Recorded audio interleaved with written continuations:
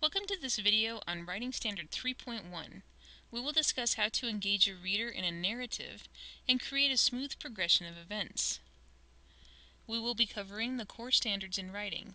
Write narratives to develop real or imagined experiences or events using effective techniques, well-chosen details, and well-structured event sequences. Engage and orient the reader by setting out a problem, situation, or observation, establishing one or multiple points of view, and introducing a narrator and/or characters, creating a smooth progression of experiences or events. We will be covering the following: how to write narratives to engage and orient a reader. You have been writing for quite some time now. You are able to put a sentence together and get your point across, and are able to communicate via the written word. The skills you learn in this session should help you improve your writing skills. When you are writing a narrative, think of it as telling a story. You can include anecdotes, experience, and personal events. Express yourself in a creative and moving way. Include all the parts of a story: introduction, plot, characters, setting, climax, and conclusion. It is common for a narrative to be written from the author's viewpoint. However, this is not the sole standpoint. Creativity in narratives often presents itself in the perspective of the author. Creating a problem in a piece of writing means dealing with difficult moral questions. An example of this in a story could be, should I lie to my mother so that my brother can join the army? A lie is generally considered to be bad. However, loyalty to a brother could be considered good. This question is complex because it deals with more than just one problem: the lie, loyalty to one's mother, loyalty to one's brother, and whether or not joining the army is a good idea. Moral situations can be tricky because they are often subjective. Maybe the mother is not a kind person and is trying to keep the brother home for her own reasons. She may be angry or violent, and the brother may just need to get away for his own safety. On the other hand, maybe the brother is leaving for selfish reasons and doesn't know what he is getting into, and the mother is trying to protect him. The situation in a narrative is an event or happening or a set of circumstances. A common situation is when a criminal commits an act that will not see justice, and a character seeking vengeance punishes the criminal outside of the law. Another situation is someone getting accused of a crime he didn't commit and is pursued by the law. There are numerous and infinite situations that can occur in a narrative. An observation is something that may be significant that is watched or noticed. It is not an assumption, but something that is actually seen. If someone said, "The dog is barking because he is hungry," this would be an assumption, as they don't know why the dog is barking. However, "the dog is barking" is an observation because it can readily be seen. An observation in a narrative would be anything that can be seen or is noticed, such as a location or what someone is doing. A point of view in literature is how the author allows the reader to see and hear what is going on. A good author can fix a reader's attention on the detail, opinion, or emotion that the author wants to emphasize by manipulating the point of view. There are 3 different points of view. In first-person point of view, the author writes from the character's viewpoint. The character is actually narrating the story. The author uses words like I, me, mine when speaking as the character. One advantage of this type of narration is that the reader gets to hear the thoughts of the narrator and see the world through his or her eyes. An example of first-person narration is in the book To Kill a Mockingbird by Harper Lee. The story is told completely from the point of view of Scout, a young girl.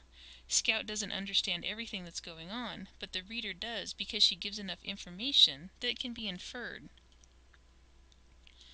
In second-person narration, the author uses you and your. Writers rarely speak directly to the reader, and this form of narration is not often used.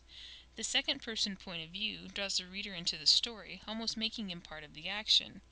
Bright Lights, Big City by J. McInerney was written in second person to make the experience of an unnamed main character more personal and intimate for the reader.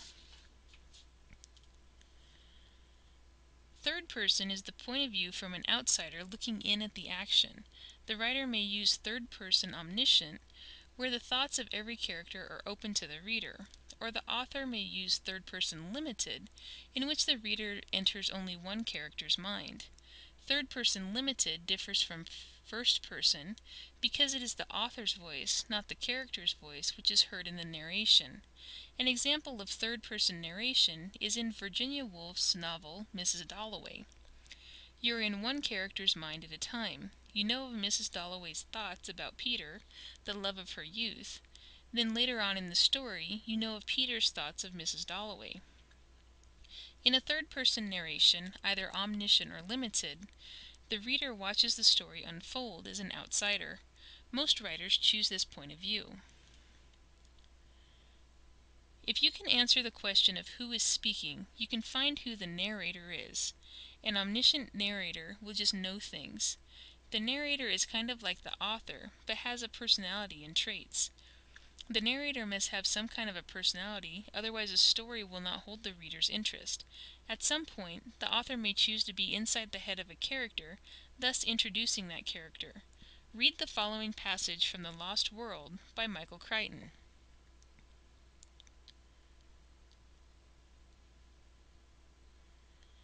Mr. Crichton starts out as an omniscient narrator, observing Malcolm's appearance and previous events in his life.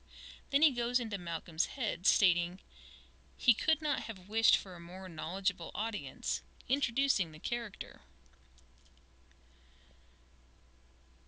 You can create a smooth progression of experiences or events by building events up to create a climax.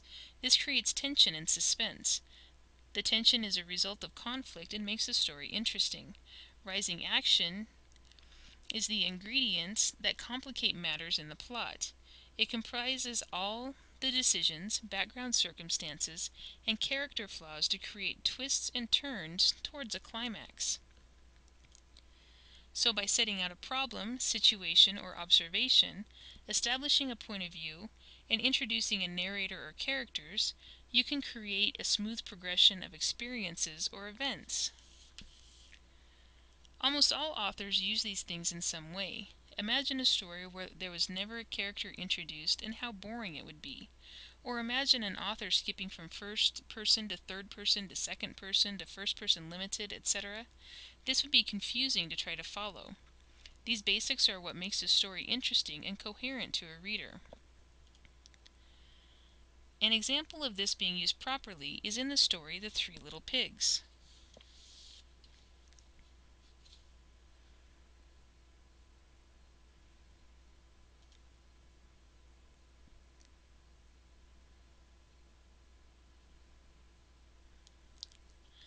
The author sets out a problem of a wolf who wanted to eat little piggies. This is contrary to the piggies' intentions, as they did not want to get eaten. This story is told from the third-person omniscient point of view, as the reader is viewing it from the outside. The events, the piggies leaving home, building houses, and escaping the wolf smoothly build up to the final climax of the wolf falling into the pot and being killed. Let's do an activity to further enhance your skills. Read the following story. As you read, note how the characters and/or narrator are introduced.